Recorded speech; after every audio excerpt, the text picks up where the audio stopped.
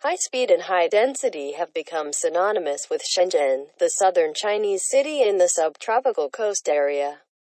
The population and urban density of this hypercity along the eastern side of the Pearl River estuary is still booming, even after 40 years of rapid development. Living and working in super high-rises has become the daily life of the city. Leisure and even education have also been brought into the sky. The building site of Hongling Experimental Primary School, HEPS, and its surrounding cities was originally a hill named Intuotian in the northwest part of Futian district. This hill is widely known in the city because it had provided a huge quantity of granite earthwork for urban reclamation. As a result, the hill almost disappears, except a small lonely part standing to the west of the school site. The rest of the terrain was leveled into urban development land after the gradual withdrawal of the quarrying operation. The site of HEPS, originally planned for a 24-class school, is about 100 by 100 meters. Its current capacity has increased to 36 classes due to the huge pressure from the lack of school places. With a total floor area doubled of the original planning, the building ratio is over 3. Besides, giving way to the subway line at the southeast corner, the retreat from the road on all sides, and the building code of the sunshine spacing, although often questioned in the south of the country, but it is still a mandatory requirement. The architectural design has to confront many challenges from the space organism of the vertical. Therefore, design strategy on the vertical orientation becomes crucial. School buildings over 24 meters, the division number between low-rise and high-rise buildings, have been widely applied in Shenzhen's primary schools. But the side effect is the obstruction of the students' interaction caused by overmany vertical traffic and the compulsory closed fire staircases. In the scheme of the HEPS, the architect make effort to control the building height of within 24 meters. To encourage horizontal interactions and tries to respond to the physical and psychological characteristics of children in the architectural, landscape, spatial design. The school building, divided into two halves with different heights on the east and west, almost fully covers the land that can be constructed in the site. The general plan is an interlinking mirror D shapes.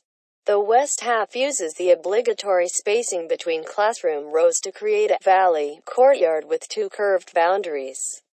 The courtyards sink to the underground level, combining with the greenery slope garden obtained from the retreating distant site boundary.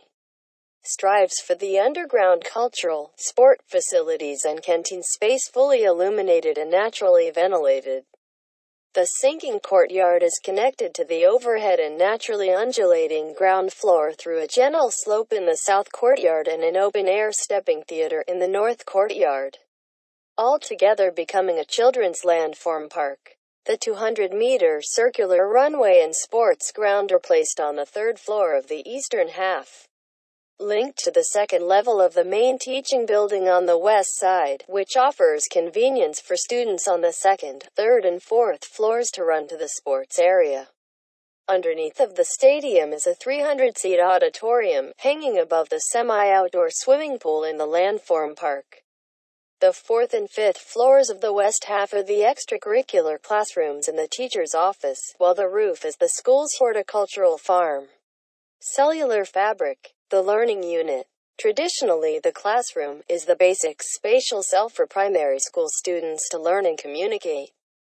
The architect conceived separated pairs of drum-shaped learning units on the horizontally shaped floor plan for the subtropical climate in which Shenzhen is located.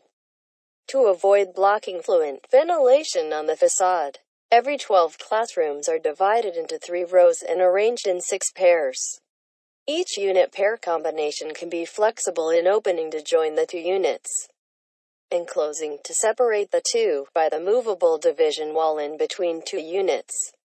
The drum-shaped plan shows greater flexibility and freedom when compared to the traditional rectangular classrooms. It is also more conducive to a variety of learning and teaching patterns.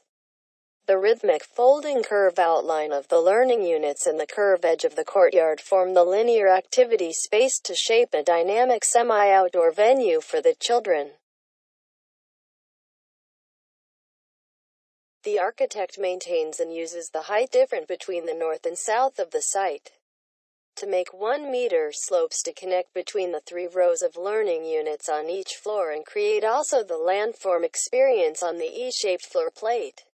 In the end, 2 steel-stepped garden bridges hung in the middle of the 2 valley courtyards connecting the different floors of the courtyard are adding unique viewing and gaming experiences over the valley courtyards. Dynamic horizontal slabs, loose cellular fabric, and the implanted organic greening systems are the design strategies to respond to high-density urban condition in the subtropical southern climates.